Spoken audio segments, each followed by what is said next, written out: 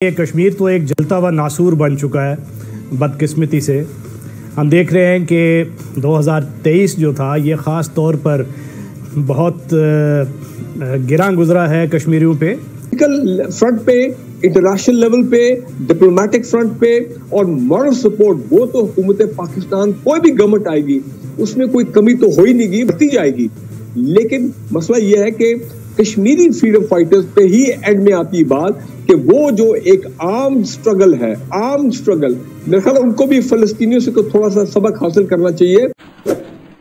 आपने सबसे पहले घबराना नहीं है, बाहसियत कौम हम इसका मुकाबला करेंगे। कश्मीर में इस वक्त जो कुछ हो रहा है, हमने देखा आज से 3 रोज पहले भी एक ताज़ा वाकया हुआ जिसमें 3 रहते कश्मीरियों को जो कि भारतीय फौज की हिरासत में थे उन्हें शहीद कर दिया गया और ऐसे लातादाद केसेस इससे पहले भी हो चुके हैं। तो ये इंसानी हुकूक की आलमी तंजीमें कहाँ सो रही हैं? कश्मीर में होता हुआ जुल्म किसी को नजर क्यों नहीं आ रहा? और अगर नजर आ रहा है तो फिर उस पर खामोशी की क्या वजह है?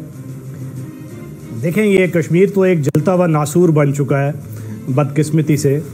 हम देख रहे हैं कि 2023 जो था ये ख़ास तौर पर बहुत गिरां गुजरा है कश्मीरियों पे और हम देख रहे हैं कि लगातार जुल्म और बर्बरियत की जो लहर अवाइल 2023 में चली थी वो अभी तक जारी है।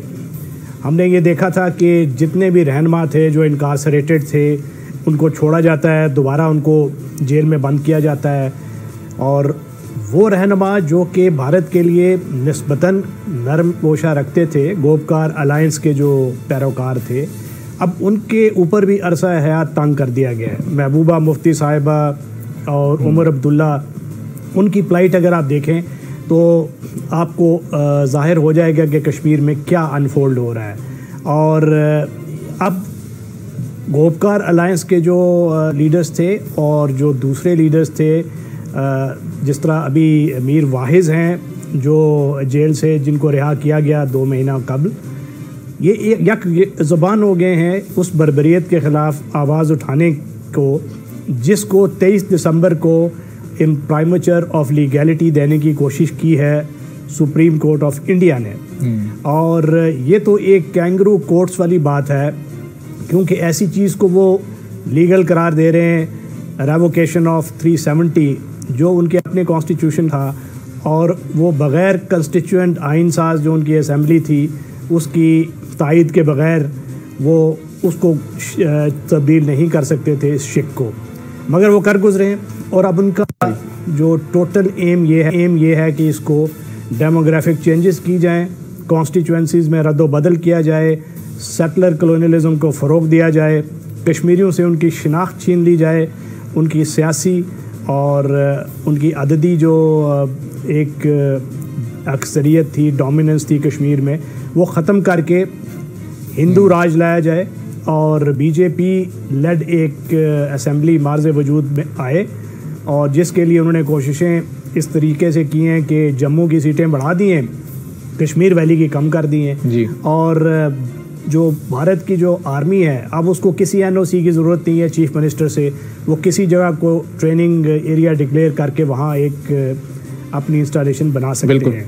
और सुरनकोट में और एक के बाद एक ये कदम भारत उठाता जा रहा है और हम दुनिया को खामोश देख रहे हैं। अभी अगस्त में चंद माह पहले भी 24 अगस्त गालबन वो तारीख थी जब एक लेटर लिखा गया था एमनेस्टी इंटरनेशनल की तरफ से कि G20 के जो तमाम ममालिक हैं वो अब कम अज़ कम भारत के ख़िलाफ़ आवाज़ उठाएं, कम अज़ कम इस जुल्म सितम को रोकने के लिए कोई अमली कदम उठाएं। तो फारूक हमीद साहब, वो इस तरह के इक़दाम क्या ये बड़े ममालिक भी भारत के ख़िलाफ़ उठाने से कासिर हैं? इसकी वजह क्या ये जो मुश्तरका मुआशी मफादात हैं वो हैं? भारत चूँकि एक बहुत बड़ी मार्केट है इम्पोर्ट एक्सपोर्ट की और दुनिया के बहुत सारे ममालिक के साथ उसके टर्म्स हैं, तो ये वजूहात हैं जिसकी वजह से बड़े ममालिक कोई कार्रवाई करने से गुरेज हैं?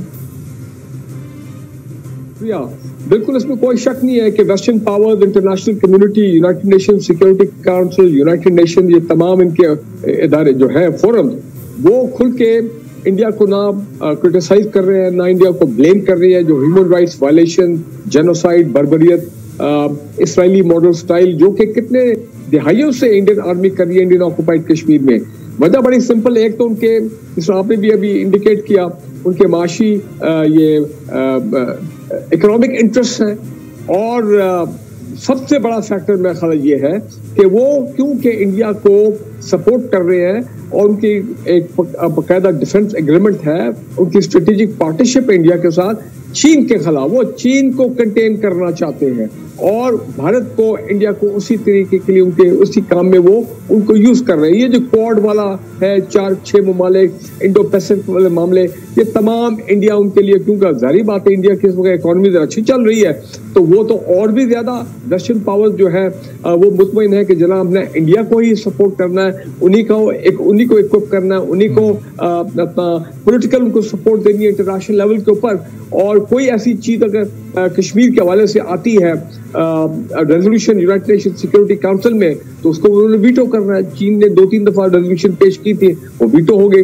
सो ये तो उनके आपस में मफादात हैं जो कि जिसकी वजह से आप देखेंगे कि सुप्रीम कोर्ट का भी फैसला आया, जो अभी राशिद वली बात कर रहे थे, जिसमें मूडी और इंडियन गवर्नमेंट को इजाजत दी गई कि बिल्कुल ये लीगल है कि जो आपने आर्टिकल 370 खत्म किया है, उसके ऑक्युपाइड कश्मीर का जो ऑटोनमस स्टेटस वो आपने खत्म किया, उसको लीगल कर दिया।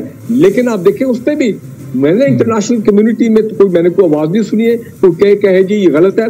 सिर्फ गवर्नमेंट ऑफ पाकिस्तान ने भरपूर इस पे अपना रद्द-ए-अमल दिया। उन्होंने कहा हम तो बिल्कुल उसको मानते ही नहीं है। ये सुप्रीम कोर्ट के जो फैसला आया है, क्योंकि ये जो बुनियादी जो डिस्प्यूटेड स्टेटस है, जो बुनियादी मसला है जम्मू और कश्मीर का, कि वहां पे एक प्लेबिसिट होगा, वहां पे राइट ऑफ सेल्फ डिटर्मिनेशन दिया जाएगा according to the UN resolution, वो तो चीज कायम है। तो ये सारा ये ढोंग है जो कि वहां पे जा रहा है। दूसरा मैं ये बता दूं कि अगर आप समझते हैं कि Indian government, prime minister Modi और इंडियन आर्मी, उनकी ये जो बार्बरिज्म है और जेनोसाइड और ये नस्ल कशी, एक्स्ट्रा जुडिशियल किलिंग जो इंडियन ऑक्युपाइड कश्मीर में कितने अरसे से हो रही है, वो रुक जाएगी? बिल्कुल नहीं।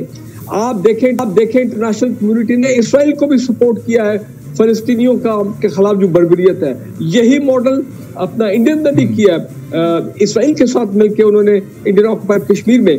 लेकिन मैं समझता हूं कि एक अच्छी डेवलपमेंट ये है कि कश्मीरी फ्रीडम फाइटर्स ने अब फिर अपने उनके हमलों में, इंडियन आर्मी पे हमलों पे तेजी आई है। और पीछे आपने देखा कि काफी इंडियन आर्मी के अफसर और जवान जो हैं उनको ने मारा है। मैं अभी भी समझता हूँ कि पाकिस्तान अपना पॉलिटिकल डिप्लोमेटिक ये क्या इंडियन जो इस वक्त जो कश्मीरी फ्रीडम फाइटर्स हैं, क्या वो अपने ओन पर ही फिर अपनी ये जंग लड़ें, ये स्ट्रगल करें? पाकिस्तान भी ज़ाहिर है उनके साथ तो है, लेकिन इसमें पूरे सिनेरियो में हम OIC का क्या किरदार देख रहे हैं? ये अगर 50-55 के करीब ममालिक अगर एक ठोस मौक़िफ़ अपनाएं कश्मीर के इशू पर, तो दुनिया को भी एक बड़ा वाज़ेह पैगाम जा सकता है। इस पर पहले आप भी कमेंट कर दीजिएगा, फिर यही पॉइंट मैं राशिद वली साहब के सामने भी रखता हूँ। जी फारूक साहब, आपकी बात सही है। OIC के जो ममालिक के जो सरबराह हैं ना, उन्होंने पीछे समिट भी किया है और पीछे एक स्टेटमेंट भी आया था ये इन दिनों अपना सुप्रीम कोर्ट के फैसले के ऊपर, जहां पे उन्होंने अपना एक नेगेटिव जारी बात उसको कंडेम भी किया। लेकिन बात यह कि ये उनको भी पता है इंडियंस को ये सारा वर्बल है, इससे आगे और कुछ तो हो नहीं सकता। तो लिहाजा वो ये समझते हैं उनको एक फ्री हैंड मिला हुआ है कि क्योंकि वेस्ट उनको सपोर्ट कर रहा है, क्योंकि यूनाइटेड नेशन सिक्योरिटी काउंसिल में अपना कश्मीरियों की दाल नहीं गल रही है और जो उनके अज़ाइम है वो उसके मुताबिक वो चल रहे हैं, तो उनको एक किस्म की पूरी इंकरेजमेंट है कि जनाब हम यही policy of barbarism in Indian occupied Kashmir वो जारी रखेंगे। लेकिन मैं फिर एक बात करना चाहता हूँ कि देखें भी हमारे केयर टेकर प्राइम मिनिस्टर साहब वो भी गए अपना यूनाइटेड नेशन जनरल असेंबली में 25 सितंबर को जो उनकी तकरीर थी, तो उन्होंने भी बड़ा भरपूर जो है कश्मीर कॉज के लिए उन्होंने आवाज उठाई वहां पे। इसी तरह हमारे जो मौजूदा आर्मी चीफ हैं, कई मरतबा मैंने ये स्टेटमेंट देखी है, ISPR की भी स्टेटमेंट आई है जिसमें हमारे आर्मी चीफ ने भी कश्मीर कॉज के बारे में कई मरतबा जो है उन्होंने पॉजिटिव आवाज जो है उठाई। और जो कि हम पाकिस्तानी लीडरशिप से, सिविल मिलिट्री से ये तो वक्त करते हैं और वो कर रहे हैं। लेकिन बात यह है कि पॉलिटिकल हो, फारूक साहब जाहिर है कि हमारी रियासत भी, हुकूमत भी, अवाम भी पूरी तरह से एक जी कर ली, मुकम्मल कर लीजिए। मैं ये कहना चाहता हूँ कि देखें पॉलिटिकल फ्रंट पे, इंटरनेशनल लेवल पे, डिप्लोमेटिक फ्रंट पे और मॉरल सपोर्ट, वो तो हुकूमत पाकिस्तान कोई भी गवर्नमेंट आएगी उसमें कोई कमी तो हो ही नहीं, बढ़ती जाएगी। लेकिन मसला ये है कि कश्मीरी फ्रीडम फाइटर्स पे ही एंड में आती बात कि वो जो एक आर्म स्ट्रगल है, मेरे ख्याल उनको भी फलस्तीनियों से थोड़ा सा सबक हासिल करना चाहिए